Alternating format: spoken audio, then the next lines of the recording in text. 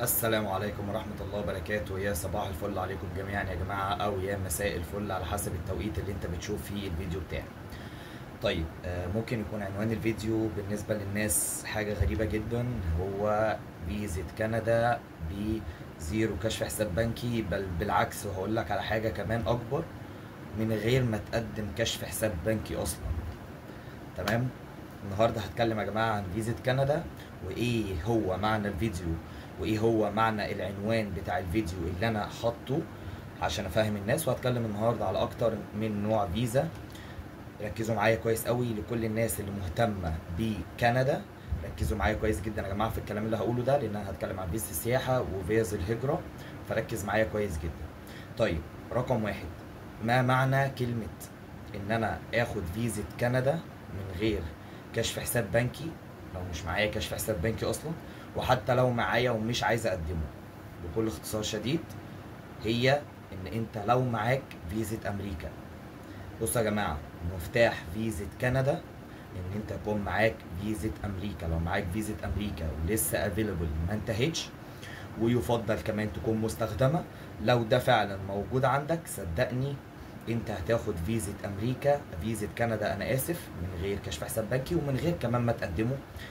واللي مش مصدق الكلام ده، خش على موقع اسمه IRCC، املى الابلكيشن بتاعك منه جوه، وهتلاقي ان انت اول ما هتلاقيه بيسالك كده هل انت معاك فيزا امريكا.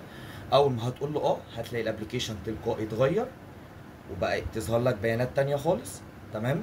وهيقول لك كده حط الفيزا بتاعتك، ارفقها. هتقوم جاي رافق الفيزا بتاعتك، هتلاقي حتة كشف الحساب البنكي مش مطلوبة او مش من المتطلبات اصلا. والله العظيم يا جماعة انا قدمت على فيزا كندا واخدتها، وما قدمتش كشف حساب بنكي اساسا. فمن الاخر يا جماعة، مفتاح فيزا كندا السياحية ان يكون معاك فيزا امريكا. الرد جالي بعد تقريبا 7 ايام او 8 ايام عمل في السفاره. ما استنيتش بقى ولا شهر ولا اتنين ولا الحاجات الارقام الكبيره دي كلها. طيب، ده معنى العنوان اللي انا اتكلمت فيه. طيب، لا يا احمد احنا معناش فيزا امريكا وعايزين نقدم على فيزا كندا. طيب، رقم واحد يا جماعه، كندا، امريكا، استراليا، انجلترا، الدول دي يستحسن ويفضل ان انت ما تقدمش عليها غير وانت باسبورك متظفر باكتر من دوله، ويفضل كمان تكون دول شنجن. تمام. لان الدول دي مش دول سياحيه في المقام الاول، دي دول مهجر. فدي مش دول ان انا اروح اتفسح فيها طبعا، باستثناء امريكا اكيد، بس وباستثناء انجلترا. انا دلوقتي بتكلم على كندا واستراليا، دي دول مهجر. ما ينفعش ان انا باسبوري ابيض واقوم جاي قايل للسفير انا او للقنصل انا عايز اروح اتفسح في كندا، ودوله زي كندا دول انا بروح بهاجر مش بروح اتفسح. تمام. فدي النصيحة رقم واحد. نصيحة رقم اتنين، كشف حساب بنكي ما يكونش فيه أقل من 200-250 ألف. وبرضو أنا لسه عندي وجهة نظري، والله والله والله يا جماعة، ما يهمش إن أنت يكون معاك كام، أكتر ما يكون إن القنصل يتأكد إن دي فعلا فلوسك، وإن أنت بتعمل حركات سحب وإيداع يومية وبتستخدم الفيزا دي. مش معنى كلامي يا جماعة إن ما تجيش تقدم وتقول أنا معايا 30,000 يا احمد انا ملتزم بالشروط اللي انت بتقول لي عليها. لا، برضو خليك منطقي. تمام، 30,000 دول يا صاحبي ما يجيبولكش تذكره طيران يعني، ما يقضيكش في الساحل عندنا في مصر. تمام. بس فلا، يبقى معاك رقم منطقي. شوف مثلا تكلفه السفريه دي بكام، هتكون واقفه عليك بكام، تذاكر الطيران، الاقامه هناك، ويبقى معاك ضعفه، بس مش اكتر، مش اكتر.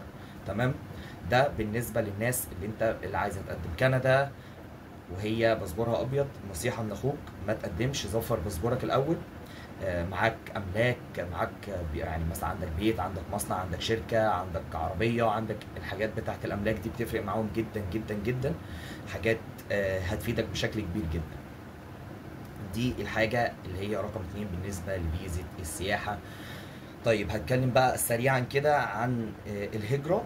ولو عايزين فيديو عنها كامل يا جماعة قولوا لي في الكومنتات وهعمل لكم فيديو عن الهجرة. فهدي بس دلوقتي عناوين سريعة كده. طيب، الهجرة يا جماعة لكندا هي عبارة عن حاجتين، حاجة اسمها اكسبريس انتري، تمام، اللي هو الفيدرالي، وحاجة اسمها البي ام بي اللي هو المقاطعات. الفرق ما بين الاتنين دول ايه؟ دلوقتي يعني برضو لو عايزين فيديو يا جماعه مفصل، لان انا مش هقول تفصيلا، بس لو عايزين فيديو مفصل انا هقول فيديو مفصل مفيش مشاكل. الفرق ما بين الاكسبريس انتري والبي ام بي اللي هي هجره المقاطعات، ان الاكسبريس انتري انت لو استوفيت الشروط بتاعتها وجمعت النقط بتاعتها، انت اللي بتختار الولايه اللي انت تشتغل فيها، وانت اللي بتختار التخصص اللي انت بتشتغل فيه. هجره المقاطعات اللي هي البي ام بي، انت بتقدم، بتبقى كل ولايه يا جماعه ليها متطلبات معينه، ليها وظائف معينه، وليها نظام نقط معينه، فانت بتقدم في المقاطعات دي، ولما بيجي لك الترشيح بتروح هناك. لازم تقعد في الولايه دي، ما تطلعش منها لمده 3 سنين، وما ينفعش تشتغل في التخصص غير التخصص بتاعك. تمام؟ ده سريعا الفرق ما بين الاكسبريس انتري والبي ام بي.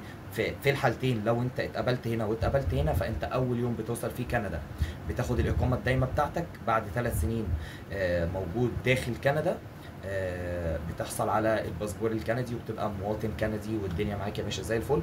بس لازم يبقى 1095 يوم جوه كندا، ما ينفعش ان انت تطلع بعد كده تخش تاني والفترة اللي هي بره دي تتحسب جوه. لا، لازم ال3 سنين يكونوا كاملين جوه. متقطعين بقى ورا بعض ده شيء طبعا يرجع ليك انت ويرجع لظروفك انت الشخصية. ده بالنسبة لموضوع الهجرة. وبرده زي ما قلت يا جماعة، لو عايزين فيديو كامل عن نظم الهجرة بتاعة كندا، هعمل لكم فيديو كامل مفصل لكل حاجة، من اول اختبارات اللغة، السن، التخصصات، النقط. ان شاء الله هعمل لكم اللي انتوا عايزينه، بس سيبولي في الكومنتات.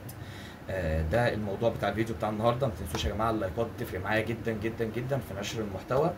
وسيب لي كومنت لو انت عندك اي سؤال في موضوع الحلقه، وانا الحمد لله يعني برد بنسبه 100% على الكومنتات. ومساءكم او صباحكم زي الفل، والسلام عليكم ورحمه الله وبركاته.